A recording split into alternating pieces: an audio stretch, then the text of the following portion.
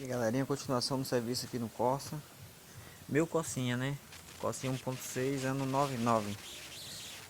Barulho terrível. Parecendo um pistão canecando, batendo, né? Ver se vocês conseguem escutar aqui, ó. O barulho, a engrenagem. Essa aqui é a engrenagem da correia dentada. Ó.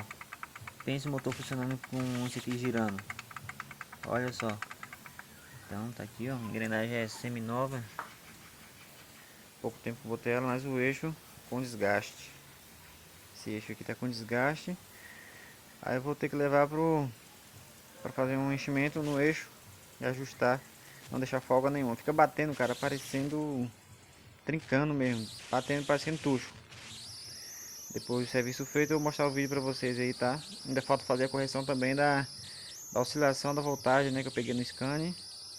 Futuramente vou estar mostrando funcionando perfeito aí, viu?